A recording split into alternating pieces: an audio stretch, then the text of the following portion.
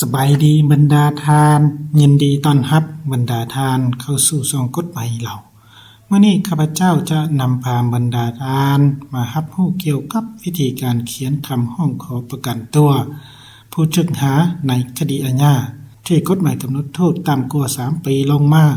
เพื่อเป็นแนวทางให้แก่ผู้ที่มีความสนใจอยากศึกษาเรียนรู้หลักการกฎหมายเนาะบรรดาทานก่อนที่จะไปลงรายละเอียดนั้นข้าพเจ้าก็ขอโทษขออภัยล่วงหน้าก่อนว่าการแนะนำของข้าพเจ้าในคลิปนี้บ่สามารถรับการได้ว่ามีความถูกต้อง 100% อาจมีข้อขัดตกบกพร่องเนื่องจากได้รับความรู้ของข้าพเจ้ายังบ่ทันลึกซึ้งเท่าที่ควรและอีกอย่างหนึ่งก็ขอโทษนำบรรดาทานนักกฎหมายทนายความและที่ปรึกษาทางด้านกฎหมายซึ่งการอธิบายของข้าพเจ้านี้บ่มีจุดประสงค์ที่จะแทรกแซงกิจการทางด้านกฎหมายของผู้อื่นมีเพียงแต่การแนะนำไปตามความรู้ของตนเองและเผยแพร่บางมาตรากฎหมายให้สังคมรับรู้เท่านั้นบ่ได้มีจุดประสงค์อย่างอื่นฉะนั้นท่านผู้รับชมจงพิจารณาโดยเหตุโดยผลบนพื้นฐานความเป็นจริงฉะนั้นเพื่อบ่ให้เป็นการเสียเวลาข้าพเจ้าจะมาลงรายละเอียดนำการเกี่ยวกับการเขียนคำร้องขอประกันตัวผู้ถูกหาซึ่งมีรายละเอียดดังลมนี้นะซึ่งในนี้จะมาลงลึกในข้อที่1ซึ่งแสดงถึงผลได้และผลเสียของการเสนอประกันตัวผู้ถูกหาเนาะ1ผลดีผู้ถูกหาบ่ถูกคุมขังเช่นได้ออกหมายสู่อิสระชั่วคราวเพื่อรอท่าการพิจารณาคดีและสามารถไปเฮ็ดเวียกหรือดูแลครอบครัวได้เนาะอันที่2ช่วยลดพรผลกระทบทางด้านจิตใจและห่างไกลเช่นบ่ต้องอยู่ในสถานที่กักขังหรือกักตัวนะ3มีโอกาสจัดการคดีได้ดีและสามารถประกอบหลักฐานได้ครบถ้วนเช่นมีเวลาพบกับทนายเนาะหรือว่าพบกับนักกฎหมายหาทางออกได้เนาะ2ผลเสียผู้ประกันตัวต้องมีเงินหรือมีทรัพย์สินไปค้ำประกันเช่นกรณีผู้ต้องหาหนีบ่ไปตามการนัดหมายของเจ้าหน้าที่ผู้ค้ำประกันอาจเสียเงินและต้องมีความรับผิดชอบโดยกองต่อการนำผู้ถูกหาไปมอบให้เจ้าหน้าที่ตำรวจหรือเจ้าหน้าที่ที่เกี่ยวข้อง2มีความเสี่ยงต่อการกระทำผิดใหม่ของผู้ถูกหาเช่นผู้ถูกหาเอาไปกู้พยานทำลายหลักฐานในคดีก็มีนะ3อาจสร้างความยุ่งยากต่อผู้ประกันตัวและการจัดตั้งเช่นกรณีผู้ถูกหาตนหนีหรือบ่อำนวยความสะดวกตามการนัดหมายตัวนี้ถือว่าเป็นผลเสียหรือข้อของข้างของการเสนอประกันตัวผู้ถูกหาและต่อมาข้อที่2บางมาตรากฎหมายที่เกี่ยวข้องกับการเสนอประกันตัวผู้ถูกหาตามกฎหมายว่าด้วยการดำเนินคดีอาญาฉบับปรับปรุงปี2017นะซึ่งในนี้มาตรา64ของกฎหมายว่าด้วยการดำเนินคดีอาญาที่ได้กำหนดเกี่ยวกับผู้ถูกสงสัยนะโดยเฉพาะเป็นกำหนดสิทธิ์นะซึ่งผู้ถูกสงสัยนั้นมีสิทธิ์รับทราบข้อสงสัยนะโดยเฉพาะการเสนอประกันตัวนะอยู่ในข้อที่6นะการเสนอประกันตัวสำหรับการกระทำผิดในสถานทศานุโทษที่กฎหมายได้กำหนดโทษตัดอิสรภาพแต่3 ปีลงมานะตัวนี้โดยเฉพาะเป็นข้อที่6ตัวนี้แล้วต่อมามาตรา65นะที่ได้กำหนดเกี่ยวกับผู้ถูกหานะโดยเฉพาะเป็นข้อที่4นะตัวนี้ถือว่าสิทธิ์ของผู้ถูกหานั้นถือว่าในข้อที่4นั้นได้กำหนดว่าเสนอประกันตัวและยื่นคำร้องขออื่นๆตัวนี้ถือว่าเป็นสิทธิ์ของผู้ถูกหาและผู้ถูกสงสัยที่มีสิทธิ์สามารถเสนอประกันตัวได้นะและต่อมาในมาตรา53นะสิทธิ์และหน้าที่ของหัวหน้าองค์การสืบสวนสอบสวนนะโดยเฉพาะเป็นข้อที่8ตัวนี้นะคือการเสนอขอคำสั่งจับตัวกักขังพรางปล่อยตัวผ่านควบค้นเคหสถานงดหน้าที่หรือปลดตำแหน่งต่อกำหนดเวลาการสืบสวนสอบสวนและต่อกำหนดเวลาการกักขังพรางจากหัวหน้าองค์การอัยการนะและต่อมาในมาตรา56นะสิทธิหน้าที่ของหัวหน้าองค์การอัยการนะเป็นต้นเป็นข้อที่7ตัวนี้นะการออกคำสั่งพาตัวกักตัวจับตัวกักขังพรางปล่อยตัวพรางปล่อยตัวข่มตัวอยู่กับที่งดหน้าที่หรือตำแหน่งกวดค้นยึดทรัพย์อายัดทรัพย์ออกคำสั่งเจาะหรือซักเมียนคดีอาญานะ ตัวนี้หลังจากที่ผู้ถูกหาหรือผู้ถูกสงสัยนั้นเสนอประกันตัวหาเจ้าหน้าที่แล้วสิทธิหน้าที่ของเจ้าหน้าที่ที่ว่าเสนอหาอัยการเพื่อออกคำสั่งปล่อยตัวพางหรือว่าปล่อยตัวผู้ถูกหาหรือผู้ถูกสงสัยนั้นออกจากการกักขังของเจ้าหน้าที่นะตามการห้องขอของผู้ถูกหาหรือผู้ถูกสงสัยนะตามสิทธิและหน้าที่ที่ได้กำหนดไว้ในมาตรา64หรือ65นะและต่อมาในมาตรา138นะการกักตัวนะตอนนี้ข้าพเจ้าจะนำเอาวรรคสุดท้ายมานำเสนอให้บรรดาท่านฮู้นะเป็นต้นเป็นผู้ถูกสงสัยที่ถูกกักตัวมีสิทธิเสนอประกันตัวด้วยการวางเงินค้ำประกันตามที่ได้กำหนดไว้ในมาตรา64ข้อ6ของกฎหมายฉบับนี้นะและต่อมาในมาตรา143นะการปล่อยตัวพางการปล่อยตัวพางแม่นการปล่อยตัวผู้ถูกหาชั่วคราวก่อนการตัดสินของศาลนะ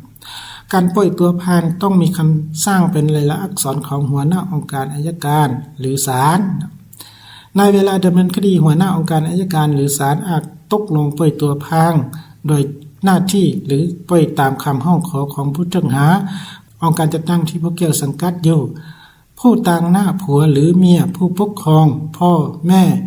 หรือญาติพี่น้องใกล้ชิดของผู้ถูกหาก็ได้การปล่อยตัวพางจะปฏิบัติใดก็ต้องเมื่อมีเงื่อนไขดังนี้ 1. เป็นการกระทำผิดในสถานโทษานุโทษที่กฎหมายกำหนดโทษตักอิสรภาพแต่3 ปีลงมายกเว้นการกระทำผิดที่บ่เคล็ดลับหรือเป็นอาจิน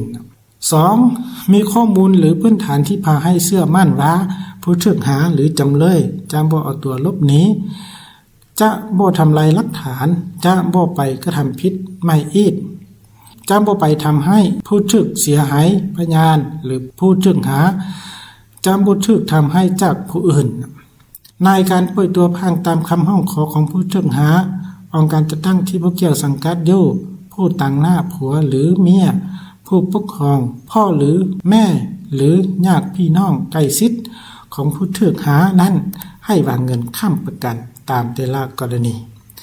ในกรณีผู้ถูกปล่อยตัวพางหากเอาตัวหลบหนีจากการดำเนินคดีเงินค้ำประกันนั้นก็จะนำมาใช้แทนค่าเสียหายก่อนถ้ายังเหลือให้หีบเป็นของรัฐตามคำตักเตือนของศาลถ้าผู้เกี่ยวหากปฏิบัติพันธะอย่างถูกต้องและครบถ้วนตามเงื่อนไขการปล่อยตัวพางแล้วเงินค้ำประกันนั้นก็จะถูกส่งคืนให้ผู้ค้ำประกันตัวนี้ถือว่าเป็นเนื้อในของมาตรา143นะที่ได้กำหนดเกี่ยวกับการปล่อยตัวพางซึ่งแสดงว่าการปล่อยตัวพางนั้นผู้ถูกหาหรือผู้ถูกสงสัยหรือญาติพี่น้องใกล้ชิดมีสิทธิเสนอหรือเขียนคำห้องขอไปหาเจ้าหน้าที่และเจ้าหน้าที่จึงเสนอหาองค์การอัยการเพื่อออกคำสั่งปล่อยตัวพางและหลังจากนั้นองค์การอัยการจึงอิงตามมาตรา143ตัวนี้เป็นบนอิงในการปล่อยตัวพางปล่อยตัวผู้เกี่ยวออกชั่วคราวรอท่าการตัดสินของศาลแต่การเสนอประกันตัวนั้นต้องมีเงินหรือมีทรัพย์สินมาเป็นการค้ำประกันต่อเจ้าหน้าที่ตามแต่ละกรณีตัวนี้ถือว่าเป็นหลักการกฎหมายที่ได้กำหนดเกี่ยวกับเงื่อนไขและวิธีการปล่อยตัวพางบรรดาทานจากบรรดามาตราดังกล่าวนี้สามารถสรุปสั่งรวมได้ว่าการเสนอขอประกันตัวนั้นต้องได้เขียนเป็นประเภทคำห้องขอตามเนื้อในของมาตรา143และการห้องขอประกันตัวนั้นต้องเสนอหาปกส.เพื่อพิจารณาตามกฎหมายถ้ามีเงื่อนไขครบถ้วนแล้วปกส.จึงเสนอหาองค์การอัยการตามมาตรา53ข้อที่8นอกนั้นองค์การอัยการจึงพิจารณาออกคำสั่งปล่อยตัวพางตามมาตรา56ข้อ7และมาตรา143แสดงว่าการห้องขอประกันตัวนั้นผู้ถูกหาหรือพี่น้องของผู้ถูกหาสามารถเขียนคำห้องดังกล่าวได้แต่ต้องได้นำเอาเงินหรือทรัพย์สินไปค้ำประกันอยู่ปกส.ตามแต่ละกรณีซึ่งในนี้บรรดาทานต่อไปนี้ข้าพเจ้าจะพาบรรดาทานมาเขียนคำห้องขอประกันตัวซึ่งมีรายละเอียดคือดังลุ่มนี้ตัวนี้ถือว่าเป็นแบบคำห้องขอเสนอประกันตัวซึ่งเป็นต้นแม่ตัวนี้มันจะได้เขียนเป็นคำห้องขอและบนเฮียนท่านหัวหน้ากองประชาการปกส.เมืองก้อแขวงขอที่เคารพเรียนนับถืออย่างสูงเลื่อน ห้องขอประกันตัวปล่อยตัวพางเท่าสมมุติขึ้นผู้ถึงหาอิงตามมาตรา65และ143ของกฎหมายว่าด้วยการดำเนินคดีอาญาฉบับปรับปรุงปี2017อิงตามสุขภาพทรุดโทรมและการเจ็บเป็นของเท่าสมมุติขึ้นผู้ถึงหาใส่เหตุผลอื่นก็ได้ตัวนี้กรณีเจ็บเป็นก็เขียนกรณีเจ็บเป็นถ้าบ่เจ็บเป็นก็เขียนเหตุผลอื่นใส่ข้าพเจ้าชื่อเท่านำนัดอายุ45ปีอาชีพกรรมกรปัจจุบันอยู่หน่วย5บ้าน1เมืองกอแขวงขอเบอร์โทรศัพท์020เขียนไปรายนามผู้เป็นพ่อบ่หรือว่าผู้เป็นอ้ายบ่ก็ลงไปมีจุดประสงค์ขอถือเป็นเกียรติห้องขอมายังทานหัวหน้ากองบัญชาการปกสเมืองกอคนขั้วพิจารณาขอประกันตัวเท่าสมมุติขึ้นอายุ25ปีอาชีพกรรมกร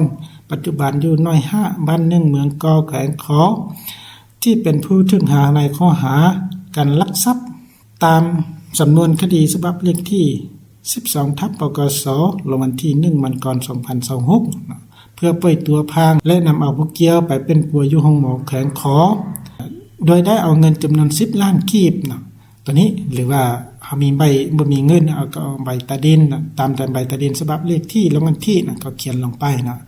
มาค้ำประกันต่อเจ้าหน้าที่ปกสเมืองก็และข้าพเจ้าเท่านำนักผู้ค้ำประกันขอปฏิญาณต่อเจ้าหน้าที่และการจัดตั้งดังนี้ตัวนี้เราต้องรับประกันให้เพิ่นเพื่อเพิ่นปล่อยตัวตามจุดประสงค์ของเรา1รับประกันว่าจะพาเท่าสมมุติขึ้นไปเป็นปัวให้หายดีและจะเป็นผู้ค้ำประกันบ่ให้ผู้เกี่ยวตนหนีจากการดำเนินคดีและจะอำนวยความสะดวกต่อการสืบสวนสอบสวนและการดำเนินคดีของเจ้าหน้าที่